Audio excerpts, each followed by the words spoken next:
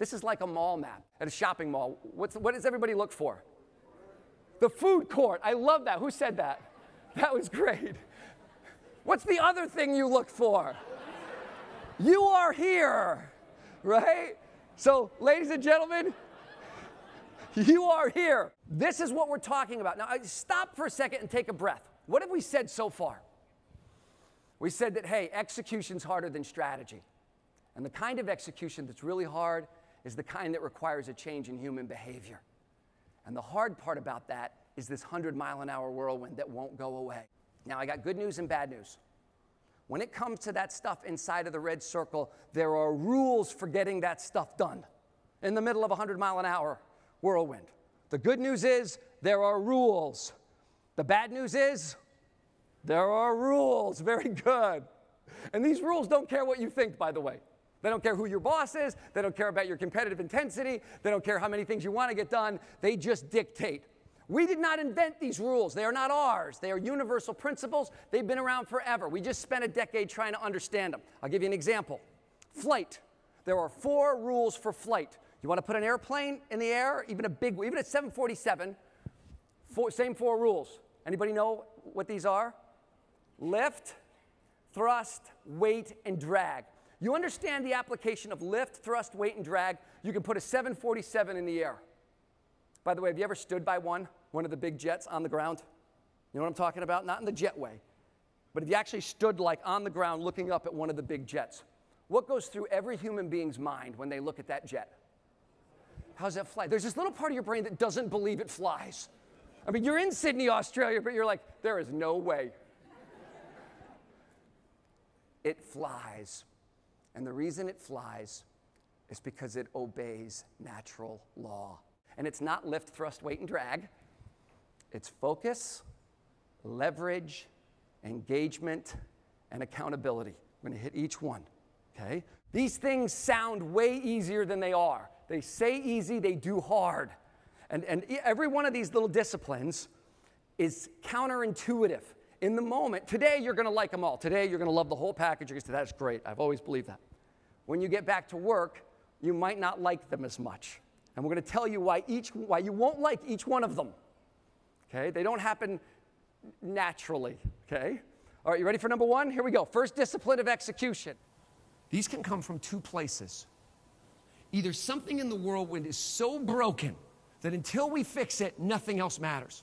We got to get a handle on safety or shrink.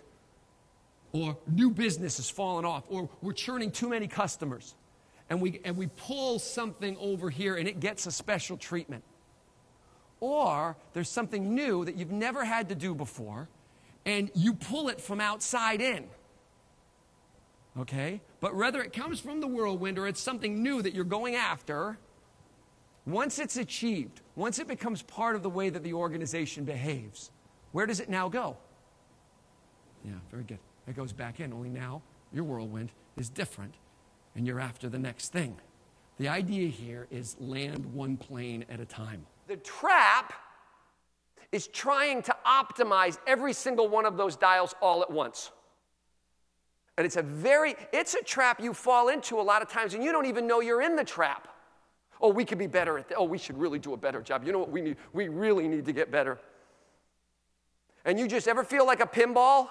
Holding down the fort. Pick your metaphor. Keeping the ship afloat really is job 1. It should probably take 80% of your effort. That is we're acknowledging the whirlwind. We're saying, yes, keeping the ship afloat is job 1. It should take 80%. Don't let it take 100.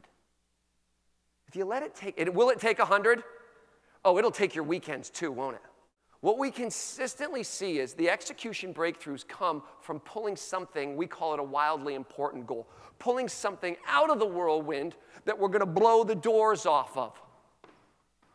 Okay? Now, a minute ago, I had you pick a result or something that required a change in human behavior. You know why we fixate on the lag? Because it's the thing we want, it's the thing we're responsible for, it's the thing we're paid on, and the data is easier to get. Lag data is, if I got scales in my bathroom, how hard is it for me to check my lag data? Oh, crap. That's what we call them, by the way. We call lag measures oh, crap measures.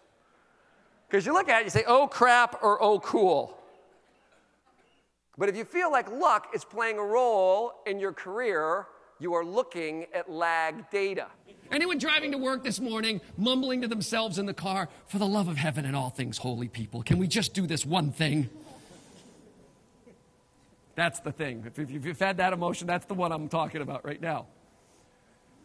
So it's very natural to sort of want to blame the people. However, the father of the quality movement, a guy named Edwards Deming, made a very interesting statement. But anytime the majority of people behave a particular way, the majority of the time, the problem's not the people. The leader has to own that. The problem's inherent in the system. You with me? I did a morning in a Walmart store. So, yeah, right? It's a really interesting experience. Because like you can know something and not know something. You know what that feels like? Right? And so, you know, I've had several conversations with Steve and with Mike and with Brian, and I worked with your manufacturing group, and one of my best friends is a leader in your direct sales group.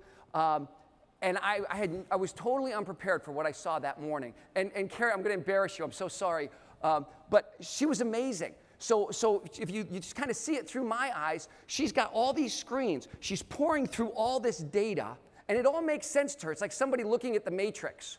And I know how many SKUs you have and that there are hundreds of them, but it's different when you actually see them on the shelf. And I'm going blind looking at this, and she's just moving from thing to thing. And she's pulling through her data, and she's attacking this aisle, then she's over at this aisle. And the whole time she's doing this, she's trying to teach me what she does, right? Which makes it, so all of that was very overwhelming. But here was the cool part.